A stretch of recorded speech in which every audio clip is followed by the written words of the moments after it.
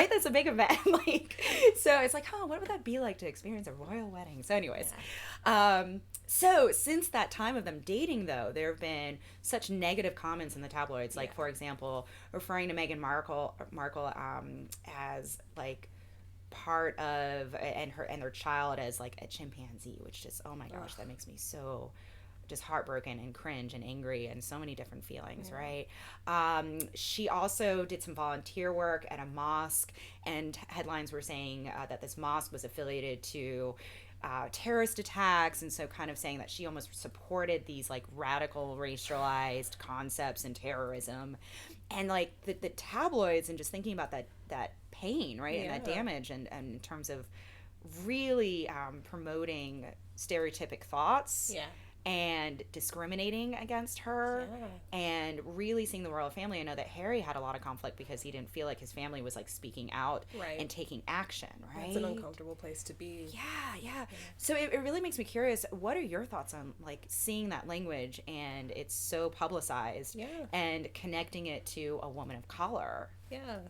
I think for me, it's really sad to see. Like, I remember the video after she had Archie, maybe a couple weeks or a month or so after she had Archie, and she had done a very short interview, and she looked like she was almost in tears. Like, after all the pressure she was under and all of the appearances she has to make and the appearances that you maybe feel like you have to put on in order to display whatever's required of your position.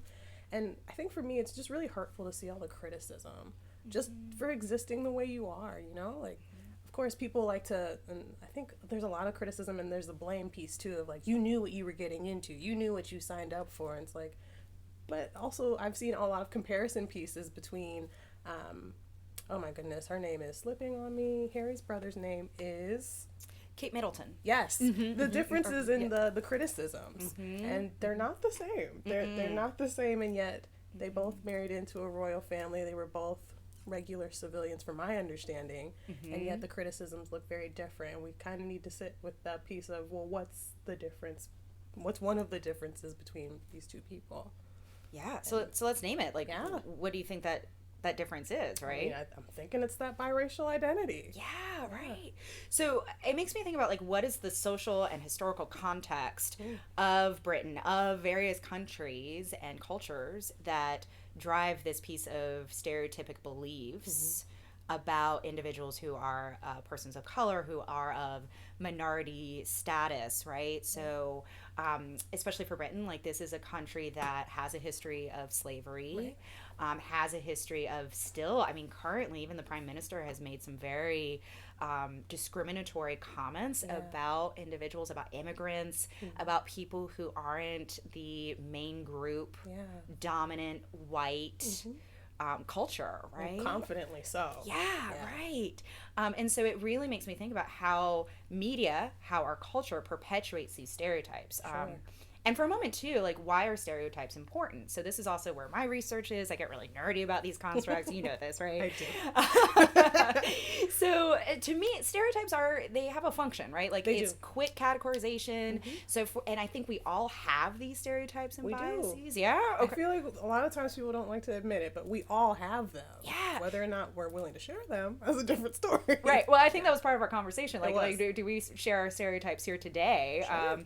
So for me, like, one that comes very naturally is like walking in the night and seeing a man come up to me or walk past me, and I immediately think about safety. Right. So it's a quick, functional way for my brain to say, like, okay, am I safe? Do I need to assess the situation?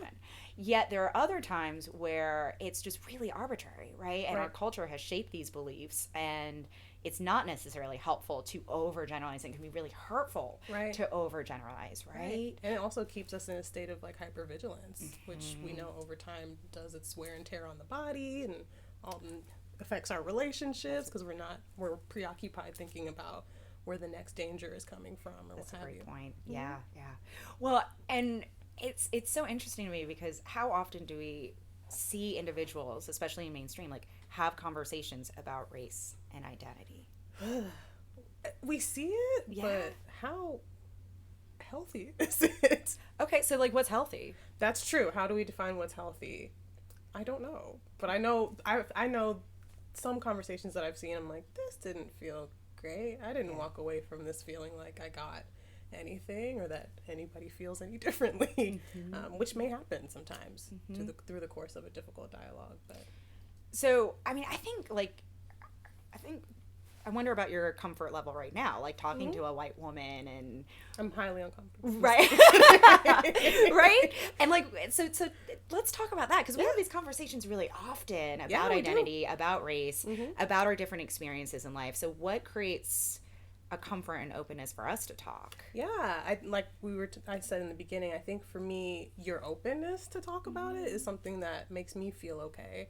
It makes me feel safe, and that you're competent and able to talk about these things. And when I say competent, I don't mean that you know every single piece of literature and every stitch of data about everything. Competent in the piece of there's empathy and there's a curiosity with which we approach each other. Like, there are things about you that I don't know or may not understand or may want to know more about. And so I think because we come to each other with a piece of like respect, it's easier to have these conversations versus feeling threatened or feeling irritated or what have you.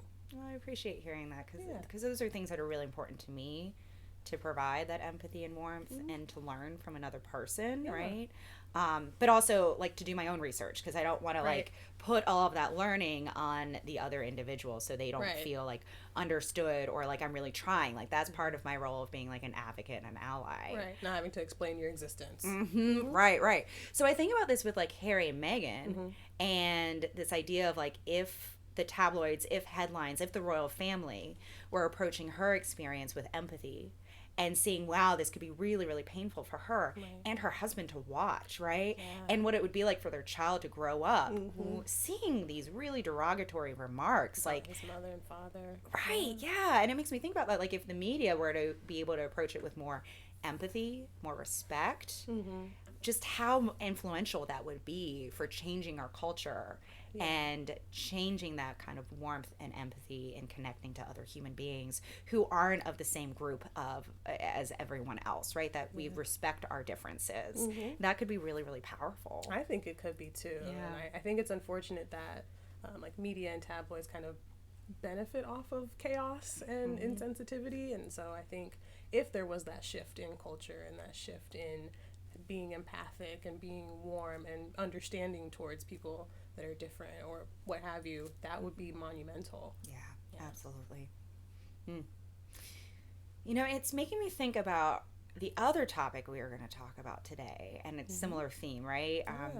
And the fact that Nikkie de Jager for NikkieTutorials, for those of you who don't know Nikkie, she has millions, like something like 50 million followers, right? It's amazing.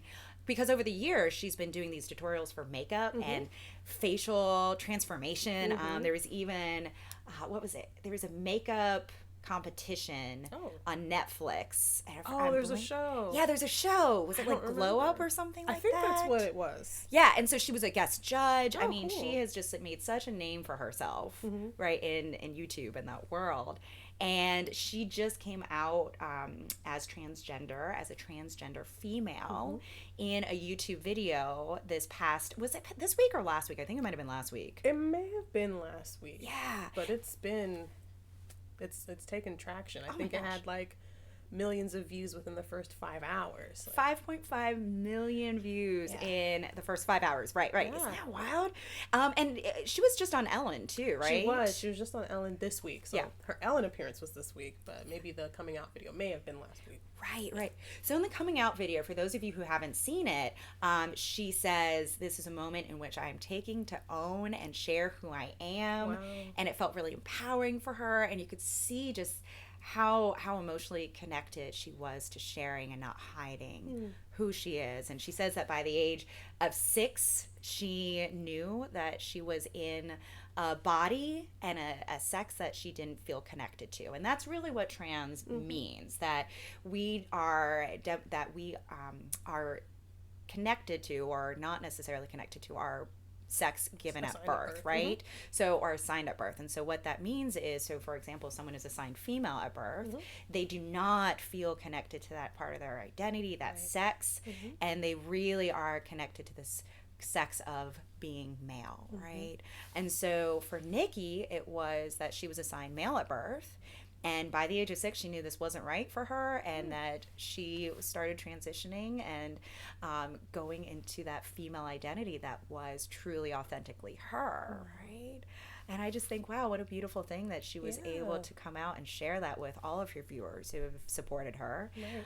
And also kind of a sad thing in that one of the reasons that she came out in that video was because she was being bullied, and someone said, okay, we're going to reveal this about you. Yeah. Right? And it really took away also some of that empowerment for her doing it at the time when she really thought or wanted to do it, right? I agree. Yeah. So how does she, I know that you watched the Ellen episode and interview. What stood out to you? I think what stood out for me was that piece of knowing that she felt like she didn't connect with her body at a very young age. And the part that really was heartwarming to see was that she talked about her mom and how her mom was always very supportive, and was very much like, whatever you'd like to do, I'm on with you. And how her and her mom went to the doctor at one point, and the doctor had said to the mom, like, this is something that might pass, like, you might not want to give too much energy to this, but still be empathic. And mom was like, you know what, whatever she wants to do is what we'll do. So she went her own route with it. And I see Nikkie was just talking about how wonderful that was to see mom kind of take that place, and also acknowledge that every trans person's story is not the same, and that every trans person doesn't have that level of support from family or community, and that she was just feeling very blessed and very happy to have that from her mom, and how that really changed her trajectory and how it looked for her. And she talked about being blackmailed in the video. It was an email from someone, I don't know who this person was, but it was like, if you don't do this within a certain amount of days, then I'm going to out you because you're living a lie. And so, I know, it's very awful. And so she was just talking about how even in the midst of being bullied, she found a way to tell her story and take control of her own narrative in her own way, and how it was very difficult for her to make that video. I can imagine. Oh, absolutely. She talked about how her fiance was literally right there with her when she made the video, and how her fiance was encouraging her and just saying that she can do it and that everything will be fine, and just reassuring her that life will go on and life will be okay, and that this is going to change so many people's lives. So it was a really powerful, it was a short interview with Ellen, but very powerful in the 6.5 minutes that it was. So, well, I think you speak to a couple of really important themes, Bryanna. Like, for example, there can be so much risk in disclosing that aspect of one's identity, the sexual orientation, gender identity. I've heard stories of people who, it's so sad, they really lose their families, right? And especially young, they might lose financial security. Absolutely. Concern about physical safety. Right? Like job safety, security. I mean, it makes me think about like that, oh my gosh, that really, really tragic story of Matthew Shepard and the gay male who was killed, and so many hate crimes occurring because one is has an identity that, again, isn't mainstream. Right. Whatever that means. Isn't straight, isn't cisgender. And so cisgender is that in which, and I am cisgender, so me as well. Right. So I was female at birth and identify with female. So for me, I can't imagine how painful it would be to be so disconnected from your body and told, like, you have to be a certain way. You have to wear something particular. And you're rejected otherwise. Like, it's just such a sad thing. And so it also makes me think about, okay, learning, right? Being curious. And so many people, and I've done like safe zone trainings. So have you? Okay. You want to talk about what safe zone is? So, who did you do it for? The university? Yes. Okay, yeah. So we both have college accountants. We do. That's probably why we can have all of these conversations as well. All of our identities that intersect. So Safe Zone is a training that is given to anybody, really. It can be students, it can be, for us, it was a lot of upper administration, professors and whatnot, about how to understand and empathically interact with the LGBT plus community. Yeah, so the reason I brought it up is because many people were like, I don't know what these terms mean. I don't know how to ask questions. And I get nervous and afraid and anxious because I don't want to be perceived as ignorant or I don't want to be judged, right? Or rude or offensive. Yeah, so that shame kind of keeps us back from asking the questions. And here's the thing. The language is constantly changing. This is true. It is different for every human being, right? And so that's the piece of the intersection of how do we look for resources and educate ourselves. So, for example, the acronym like LGBTQIA, it keeps going. There's P for pansexual. There's 2S for two-spirited. Okay. AA for asexual, androgynous. Okay, see? Right? I'm still learning. Yeah, no, I'm still keeping learning up. too, right? And then it's okay, let's be openly curious about what do these terms mean? And then what does it mean for the individual who is identifying with these terms? Who's living the experience. Yeah.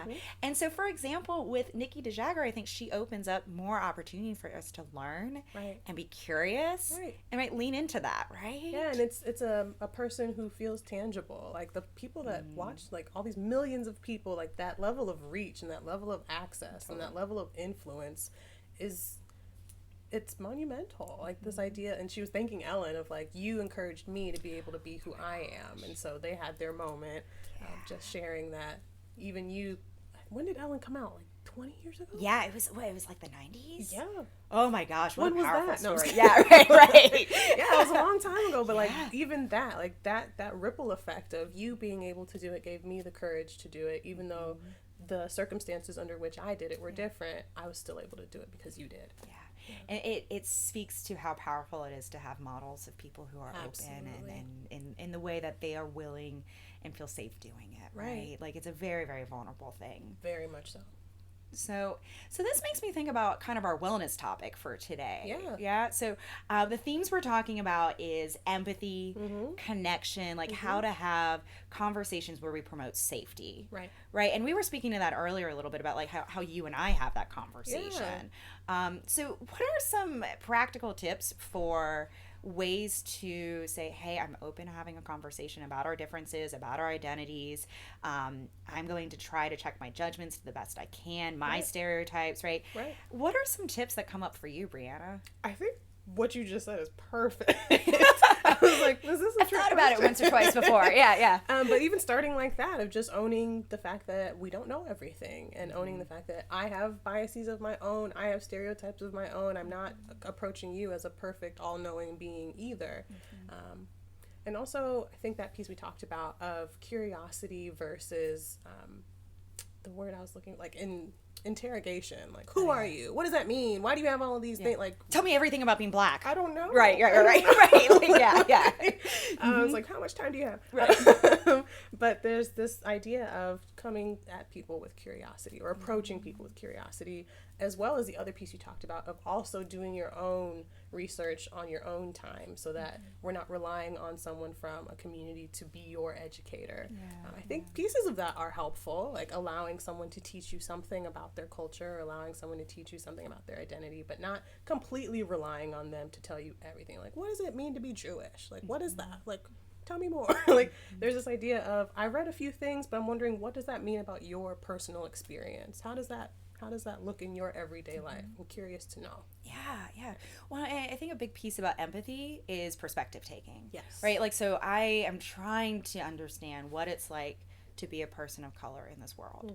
So for my identity and my minority status of being Jewish, I get to choose when to disclose that and how. And that is a way that I can even in times feel like I can protect myself. Whereas for your experience, that is not an option that you have, right? And so the part of my empathy perspective taking is thinking about what it would be like to not have that choice and so visibly wear a part of my identity. And I can't imagine what that could be like, especially in places where you might feel unsafe, right?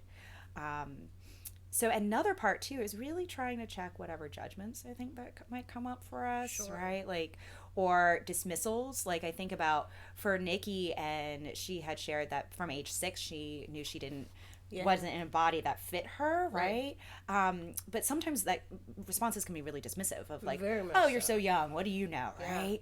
So really meeting a person where they are, right? Like saying, okay, tell me more about that. Like, how are you feeling? Connecting to the emotion. Yes. Right? We all know what it feels like to feel sadness, to feel anger, to feel alone and scared. So if we can really connect to that, right, I think that really fosters the empathy. I agree. Finding that common thread. that where you can both relate.